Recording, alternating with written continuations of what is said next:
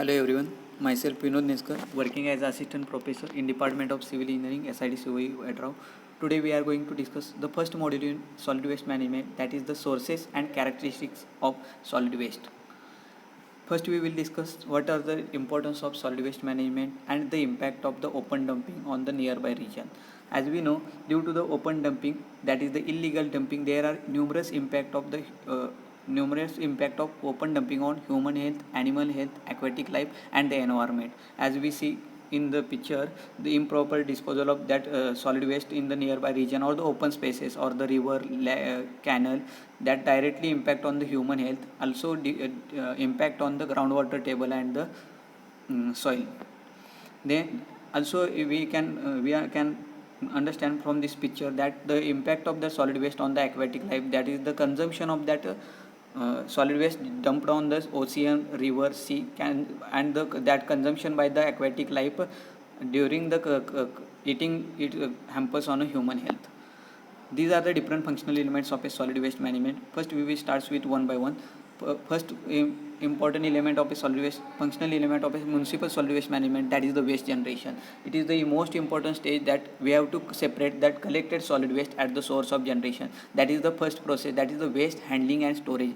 We have to separate the collected solid waste at the source of generation. That is, we are going to segregate it into a dry waste, wet waste and the hazardous waste according to the color coding.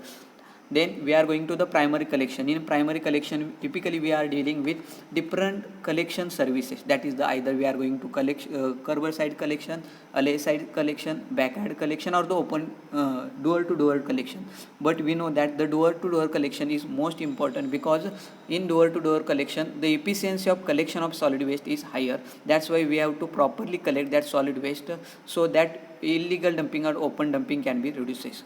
That is the primary collection services. In waste handling and storage, it is the process in which involves the management of the waste from the source of generation to disposal of that solid waste into the container or nearby location container. These are the, in this picture we can see the different type of collection systems. That is, the either we are going to prepare haul container system or the stationary container system according to the total hauling distance. If the hauling distance is less or the collection of solid waste is less, in that case we are going to prepare haul container system, otherwise we are going to prepare stationary container system. First we will discuss primary collection system, that is the collection services. In this we are going to collect that solid waste from the source of generation to the collection container. That is, either it is located at the nearby location, important location, curbside, alley side. In this we are going to discuss different collection. In second part we are going to discuss second collection system, in which we are mainly dealing with haul container system and stationary collection system.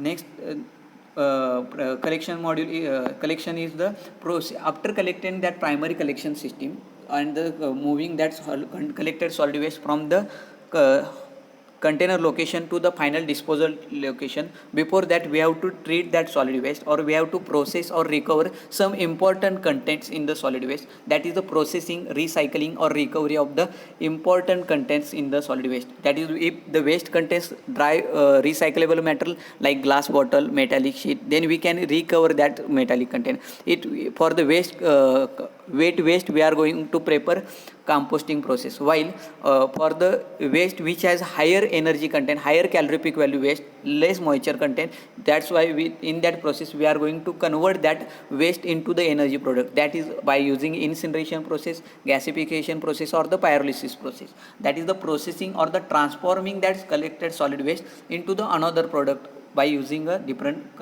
systems. Next part is the transfer and transport. In transfer, we are going to transport that collected solid waste at the curbside or the resident from the container located at the residence side to the final disposal station. Either it is a material recovery facility, either it is a treatment facility, or either it is a disposal facility. Then what is the necessity of transportation? The transportation is necessary in the case where the collection distance or the total hauling distance is very high, or the route available for the collection traveling of that solid waste or the hauling of that solid waste from the collection services to the final disposal station is inaccessible. In that case we are going to prefer transportation. In transportation we can also recover some important solid waste which may be recyclable, recoverable, or the other important metallic scrap waste.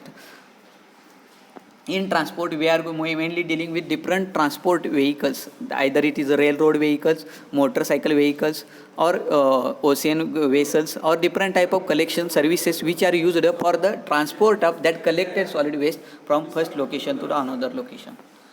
And the next last moment is the least preferred technology, that is the disposal of that solid waste. This is the picture related to the open dumping, and the engineered technology for proper sanitary disposal of that solid waste is the sanitary landfilling, in which we are going to prefer engineered technology for the treatment of the solid waste which cannot be recovered, which cannot be reused, or which cannot be converted from waste to energy. In that case we are going to treat that solid waste by using a engineered technology that is known as a sanitary landfilling. Sanitary landfilling is nothing but disposal of that solid waste into the land by using a proper lining system, so that there should be a less impact of that collected solid waste on the nearby region or the groundwater table.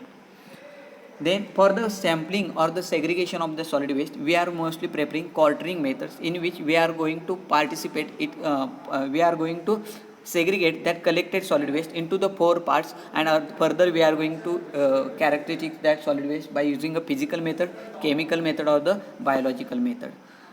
This chart shows the solid waste generation rate of a solid waste generation rate per capita per day in a different countries.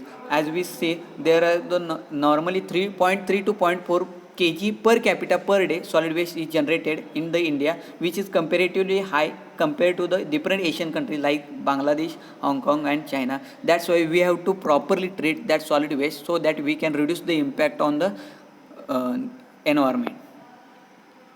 This chart shows the effect of recycling activities on the waste generation. If we are able to recover the important content, or we can recycle that important content, then we can reduce the impact of or the load on the further treatment system. That's why it is necessary to follow the hierarchy like prevention, refuse, reduce, reuse, recycle, and finally we are going to disposal. That is the least preferred technology, so that we can maximize the use of that solid waste before its final disposal.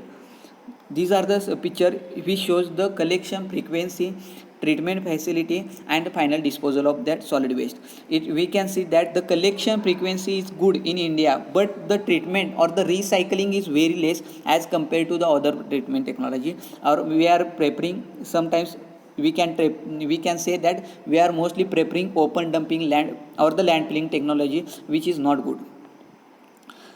If you consider the recycling status of the different countries, we are recycling the paper waste, glass waste, that is the dry waste, but which is very less percentage as compared to the other countries, where they are going for maximum recycling of that solid waste compared to compare in India, where there is very less recycling of a solid waste as compared to the other countries. So that we can need to be revise our system, that is the properly integrate the solid waste management system, so that maximum solid waste can be recycled, and so that we can reduce the load on the treatment facility. For that, most important factor is we need to study the public attitude and the implementation of rules and regulation. That is the public attitude. In public attitude, mainly we have to use natural resources as compared to the other materials. That is, we need to prepare green initiative as compared to the other plastic contents.